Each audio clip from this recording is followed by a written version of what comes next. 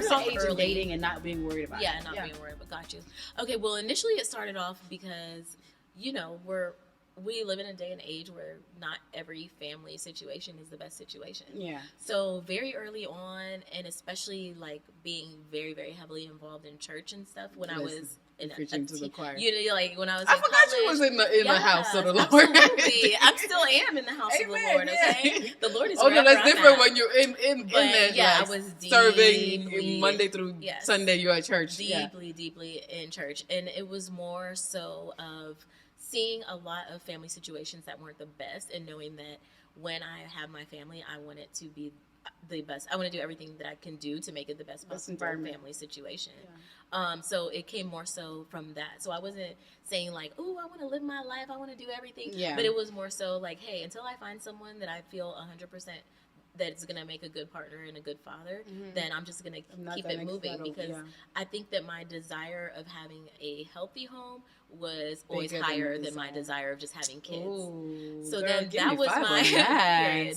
And then healthy also, home. I know that my perspective is also a lot different because I started as I got my first registered nursing job when I was I turned 21 like that year. Like my nursing colleagues took me out for my 21st birthday. So I became a nurse early, like I was 20. And then I shifted into women's health, I would say like at 22, 23. So I've been around a lot of pregnant women that were miserable, you know, because I'm getting like the nitty gritty. Like I'm seeing, I think you did tell I'm me seeing about like, that. You know, women come in and like their first few appointments is with their partner. And that's such a high state in your marriage when you're pregnant. Yeah, and then all of a sudden the dude is ghost, or all of a sudden like there's drama, or all of a sudden they're left during this like the most important time in their lives, you know. But then I also saw the flip side of that, where like, oh my gosh, like he's so supportive to the fact where this woman is like glowing, glowing, or like she shouldn't be glowing because she's going through so much, but because she has such a strong support, he's able to help to pull her through, and that encouraged me even more. Like, oh, I have to have a good. And you do have one that's like and that. I do, and I love that about him. Like, I know that he's gonna be like a great support system. Yeah, so I think seeing that, like, you know, working in women's health now and having women come in and you're literally like, am I a psychologist now? Like, you know, because they're like telling me like, oh my gosh, this and this and this has happened ever since I delivered. This has happened with my partner, and it's just been like all ends of the spectrum, you know, or like, oh, all of a sudden there's these side kids that are popping up and you're like, wait, what? You know, and then, but then you see the other side of the spectrum of like, girl, like I was able to quit my job and just focus on you know, this baby and blah, blah, blah. And now we're working double or doing whatever, you know? So it's just like, that was shaping my perspective as a 23-year-old. You know what I'm saying? As a 23-year-old, that's big. And then I had so you already getting like the two sides of like, that spectrum. And then like also having a lot of different types of friends and stuff and family. So I'm also in the background seeing that of like, okay, this person got married at 21, but she's basically a single mom with the marriage certificate. You know what I mean? So it's like, I'm like, I think that my desire of having a healthy home to bring kids into was higher than my desire of just having kids. And that comes back to what you should be looking for when you're getting married. You know what I mean? Yeah. That, I think those perspectives filtered what you were looking for in marriage. Because I don't know if I was telling you, but I was telling someone else, when I was dating my now husband, he has a, like, act of service is my love language. So I already thought about what I would want. I was thinking when I get married, based on the past relationship, because, oh, dude, too busy to be a doctor. So you ain't never going to be there. You showing me right now exactly how you're going to be when we're married. So, but him, he has a job. He's busy, but the little things that he was showing, like act of service, like I was like, okay, I could see what you would be doing when you're a dad. Right. You know? Yeah, absolutely. And when you're dating, you should be thinking that. You should, if you decide to get married. Okay? It's not for everybody. Right. But you should be thinking that. You should be thinking that. But yeah. Back to what you were saying. So, so I think that was, honestly, that was my main drive, was like, just the perspective, that culmination of having people close to me that had terrible things happen to them, you know, because of a choice that they made of focusing on having kids at a certain age. Yeah. But now it's like, but you have to be healthy yourself to raise these kids. Yeah. So if you're not your best self, what are your kids gonna grow up tolerating? What are they gonna? They don't want to see you miserable crying every day. They don't want to see you like, it affects them, jumping from home to home to home because you know what I'm saying? So it's like, yeah, it does. It affects them. So it's like, is that environment even going to be, are you going to be raising healthy humans in that environment? It's like, yeah, you might be raising them at a certain age, but is that like, is it worth it at the end of the day? Like, looking more so at the big picture. But now, like, with that being said, I didn't think that and start being like, you know what, I'm not getting married until I'm 36. Yeah. Like, no, but I knew but that was kind of framing that was framing my mindset and my perspective as far as, oh, this didn't work out, but hey, that's okay, because hey, this is going to lead me to something healthier. This is going to lead me to what God has for me. This is going to lead me to a healthier place for my kids. Like, ooh, that sucked that happened, but hey, I'm glad that's not my baby daddy. I'm glad that my future son doesn't have that as an example. Yeah. Like, I'm glad that my future daughter doesn't have that as an example. Yeah. You know what I mean? So it's like you just keep it moving. You know? So that's really what shaped it for me. Honestly. That's good. And then the other question I was going to ask you about, like, women that are there's a whole thing about marriage, but I also want to say, there's things that happen. Women that get in divorce. Yeah, absolutely. Things happen. You do everything right, life happens, right? For sure. Women who want to move the corporate ladder and just don't desire to have children. Absolutely. You know? Yeah. And, some women that just probably saw a horrible example. I'm going to give a Rihanna quote. And because somebody was interviewing her, and that's not necessarily my perspective, but I can respect where she's coming from, because she came from a family where her dad was very abusive. So they had asked her if she would want to get married before she had a child. She said that was not a deal breaker for her. Okay, gotcha. Because what's more important is a happy child. Yeah, definitely. And love. Yeah, for sure. So, in your perspective, because I was going to say, what options do some women are either find themselves in their 40s and can't get married? Yeah. Or hitting their 30, because you're 36, so I know you thought about it. Yeah. Because that's what they say medically. A lot of women will tell me, I'm turning 35, I got to make a decision, whatever. Yeah. So, what are options for women when it comes to that? And then I want you to follow up with, when it comes to marriage, what is your thoughts? Yeah. Like, divorce, like, right. What's your perspective on that? What's my perspective? Ooh. Well, I would say first and foremost, my perspective is always going to be do what works for you. And don't feel pressure to have kids and then you don't actually want kids, but it's like, oh, this is another thing on my checklist to do, because these are humans, and they're gonna feel that if you're disconnected as a parent. They're gonna feel like a checklist. Yeah, they're gonna feel that if you're disconnected as a parent. So it's like, do what's best for you and don't feel bad about it. If you're the type of person you're like, you know what, I don't know if kids is for me. Yeah. Then be the best auntie in the world. Like, you can have my future kids. Listen, come babysit. Be the best babysitter that you can be and live your life. And just make your decision and make it unapologetically. Don't feel that you have to follow a typical mode or a typical trend. Just really like have a heart-to-heart with yourself and do what you want to do.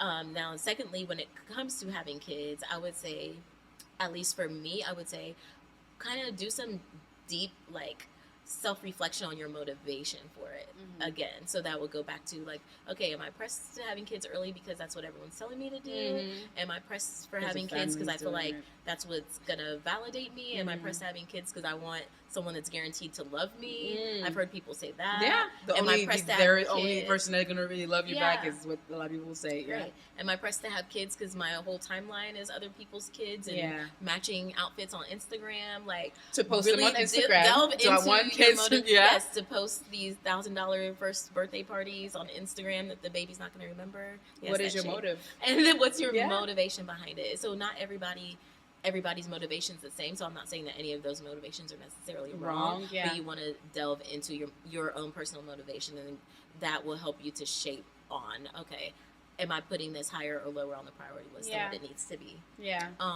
Would you say the same? Would you put the same perspective in marriage when it comes to marriage? Absolutely. Yeah, absolutely. Because I know we both Christians. Yeah. Obviously, that whole concept of be fruitful, multiply, get married, Yep. But we understand that sometimes it just doesn't happen in the real world. People get divorced and So have you missed the mark? Because you know what I'm saying? Right. So I think that At least from my perspective on people that I've talked to, I think that most people, when they get divorced, they can look back and see why it probably shouldn't have been a marriage in the first place. So I think that if you really do the work on the front end, then you're more likely to lead to that that goal, if you will, of not getting divorced. Because you kind of like, or do better on your next one. On the front side, like like an example for me, like there was many times that I could have been married, not even trying to be funny. There was many times. Married? You didn't propose to multiple times, girl? Or it was leading to? I've never been proposed to. Okay. But I feel like in a way, most men will try to figure out if you would say yes or not before they propose. Oh yeah, they can vibe that. So there's been those situations. It's smart to vibe it first before asking. Yeah. So there's definitely been those situations, but it's just like, you have to know, like, there's been, situations where I'm just like, I think I'm doing this. Like there was one situation where I'm like, I think that I'm more focused on this because of the like role that he has in the church, and I'm just like, I don't think that if the church wasn't a factor, then I don't think that I would really be interested in this person. That's huge. And then there was another situation where I'm like, I think that it's more so, it was actually the opposite of the other guy with the, like, I guess this guy. Is that the one that led to the other guy? No. Actually, maybe. I have to do the timeline later. My friend. We can do the timeline later. But yeah, like there was one guy where it was like, I was more so his checklist person, like, oh, you have this and this and this and this, okay, you're my wife. But it was like, do you actually really like me? Like, you'd be like, oh, wear this, say this, dress like this, stand on this side. But it was more so of like a systematic thing and not like a natural connection. You kind of like his trophy wife. Low-key like a trophy like a trophy wife type situation. How you appeared next to him, or how things looked like, oh, these letters are next to you and these letters are next to me, and then after here, oh, this income, this credit score, okay, ooh, this looks girl, good. that could have led to another topic, but let me stop. That part. How we look to people. You're the one in the relationship. Exactly. Like how people see it is not important. But then it's like, do you want that like business deal style, or do you want an actual contractual relationship? And some people are okay with the business deal style, and that's why I'm saying, like, dig into yourself, your motivations, what you actually want. And I know for me, I wanted like a genuine, authentic connection with someone that I could be my full self around. So I feel like that's what I have. Your full self. Oh, girl. And you be safe to be your full self. You have to be. And all of your selves. All your glory. All of my 10 personalities. Leo gang, August 1st. Shaniqua, element. So. Belt Nutties. Girl. Exactly. So I think just, kind of digging into your motivations. As far as having kids and obviously the biological timeline, that's just real. That's just real life.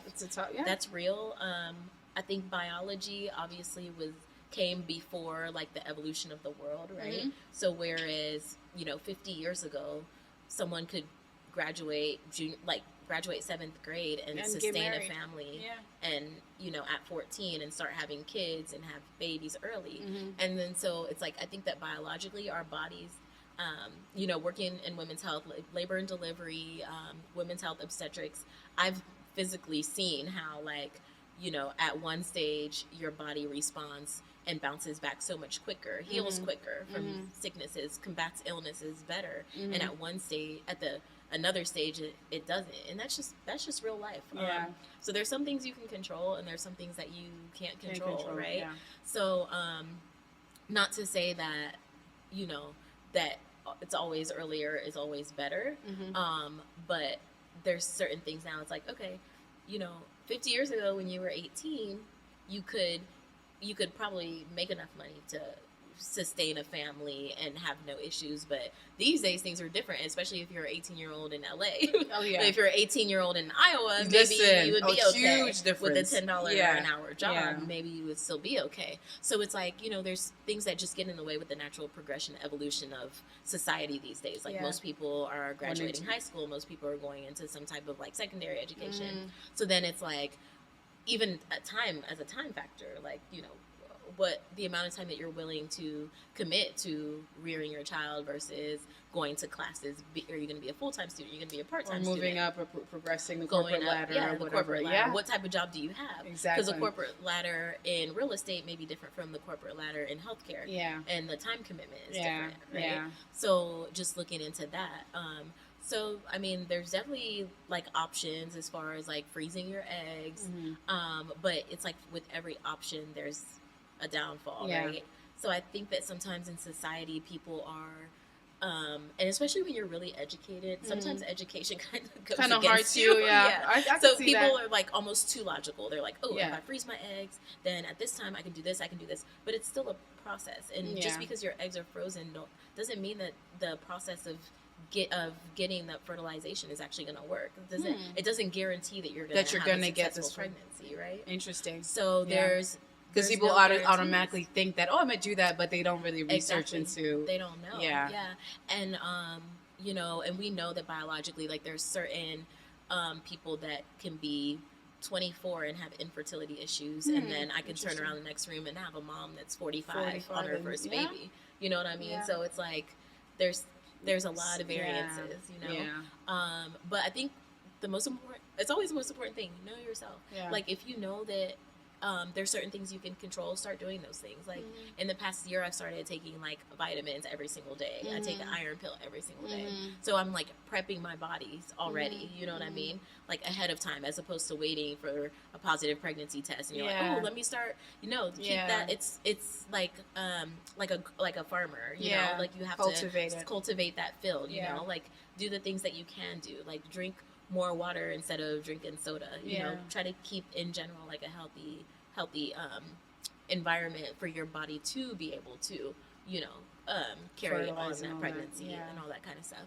I think also just tending to yourself, like, if you know that you have, like, irregular periods, go to your doctor's appointments, try to figure out what's going on, because that's one of the things that can lead to it being harder for you to be pregnant, because your ovulation cycle is off, right? But if you know that you have regular periods, then more than likely you'll still be able, as long as you're having regular periods, you'll still be able to conceive, right? So those are some of the things that can kind of, like, ease your mind as you're, like, going up in age, if you want to say. It's like, hey, I know that I'm healthy, I know that I'm taking my vitamins, I know I'm doing You're being proactive in what you can control. I know that my periods are regular. I'm going to the doctor, I'm getting my checkups, I'm keeping my blood pressure down, like, those looking pap at those smears are huge. the pap smears, like, just looking at the things that you can be doing, the things that you can control, focus on that, and then try not to be, like, let the mental angst and the what ifs and the anxiety kind of take over, because that too in itself can decrease your ovulation. If you're constantly stressed out, that can mess up your periods, that can mess up your ovulation cycle, things like that. So but just knowing yourself, and then of course with the getting your eggs frozen, a lot of times people are like, I'm gonna freeze my eggs, and they look into, okay, how do you freeze your eggs, right? But there's not only is it a physical commitment, but there's also a financial commitment, right? Man. So I had a physical, friend. So the physical commitment in itself, like, you have to either get injections or you have to take pills that are, like, hormone stimulating pills. So now you have those side effects emotionally, mentally, right? A lot of times they say, like, okay, you need to take these pills. It's going to increase the amount of eggs that your body makes, so that way when we go in to retrieve the eggs, we'll get the most amount of bang for our buck. It's draining, and it's a year. It's not like, okay, I'm gonna make an appointment on this day and freeze my eggs, and then I have pregnant the next month. It can be a month, anywhere from a few months up to a year or longer process of just getting those eggs stimulated, right? So now for those medications and that process, you're looking at, like, maybe $5,000 to $6,000 just for that process, right? And not guaranteeing actually not having guaranteed. a child. Not guaranteed. And they do say, though, that the younger that you are when you freeze your eggs, then the healthier that those eggs are, right? Okay. But then the younger that you are when you freeze them, it's literally a storage fee. So every year you have to pay, depending on where you're storing those eggs. So you pay for storage fees. You pay to store your eggs, girl. See? Every year. That's why y'all got to do your research. And would you tell women, like, because a lot of women just say, I'm worried, I'm good to get married when I want to, I'm going to freeze my eggs. Okay. do the actual research, because you may get surprised. I think that's more empowering than just saying, because then you can make a decision based off of that. Exactly. Okay, storage fees. Okay. Yeah, storage fees. Yeah. Storage fees, right? So the process of actually getting the medications, actually stimulating the eggs and doing all that. So you're looking at like between $5,000 to $6,000 typically, right? And then just that's one session. That's one time, session, yeah. And then the process of actually storing your eggs, usually they bill it yearly. And then you can get like really cheap, like I would say it'd be like $600 depending again on your region, depending also on the storage facilities and how big of a facility it is. And it can be as much as like $1,200 a year, right? Oh, wow. Yeah. But then of course, so if I decide this year I'm going to freeze my eggs and retrieve it at 40, the storage is what, 5,000, right? Dang. But if I did this at 25, now how much have I invested, right? Ooh, in that process. Oh my. Right? Oh, yeah. In hopes. So you need money. Right, you need money. Yeah. And then that's in hopes that it works. It's still not a guarantee. Yeah. Right? So then now I'm 40 years old, I want to go get my eggs, right? Yeah. So, and I want to do the in vitro fertilization. Yeah. And you're looking at another $5,000 to $6,000 at that point, right? Yeah. And then there's so not to cut you off. So freezing eggs is a whole different process than the IVF process. Absolutely. That's good to know. Processes. Yeah. Yeah, it's two separate processes, and they're treated as separate processes. So you have your process of freezing the eggs, right? Or like the process of getting the eggs, the medication, the hormone stimulation, the egg retrieval, which you actually have to go to sleep for that process. Oh my. They put you to sleep under sedation. So you don't know what's happening, but they use like a needle injection, go in to your ovaries, get the eggs. Like you're ovulating? Yeah, it's supposed to be during your ovulation, and then they retrieve as many eggs as they can, and then they harvest those eggs legitimately, right? So then you have that process, then you have the storage, which is a process usually year by year by year, and then you have the retrieval process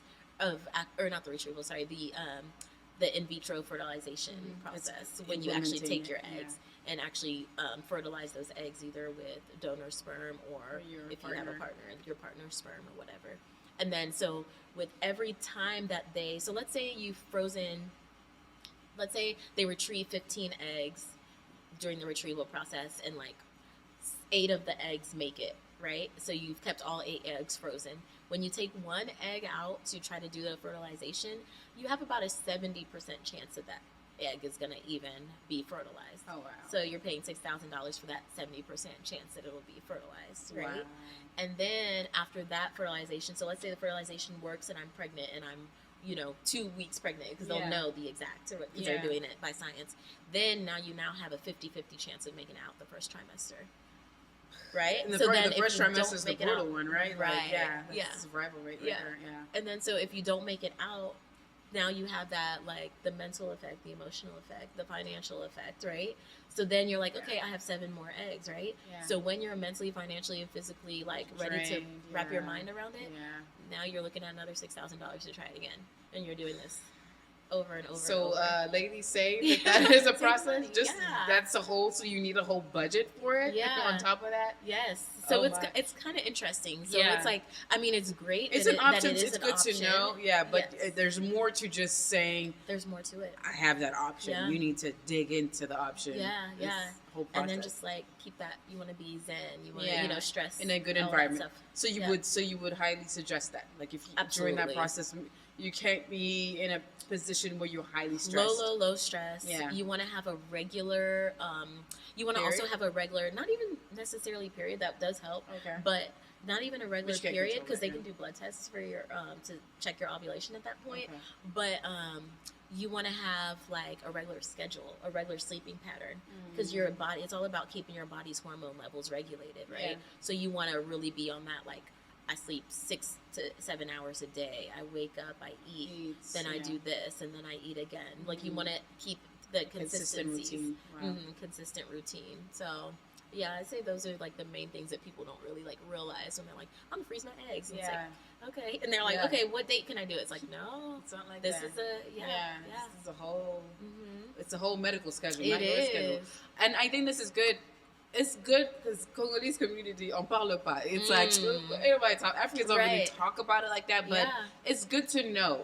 And I, when I made that other episode, I know, you know, when we talked about being 30 and single, you know, I had women ask me, I'll talk about freezing eggs. So, you know, knowledge is power, but you have to do the research, the steps to it, you know.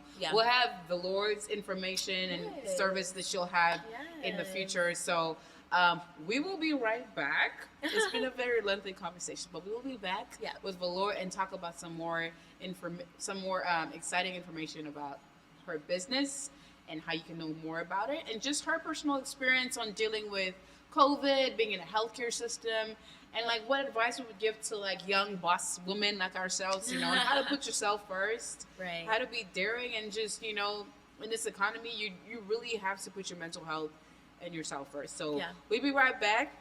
Lord, thanks for being here. You're welcome. Thanks for having me. I appreciate it. All right. Thank you so much. We'll be right back, guys. Check the next YouTube channel every Wednesdays. No, I'm tripping. Not Wednesdays. Every Tuesdays at 5:15 p.m. I'll be posting every other Tuesday, not every Tuesday, okay? The Lord is still working on me, okay? I'll see y'all later. All right, bye.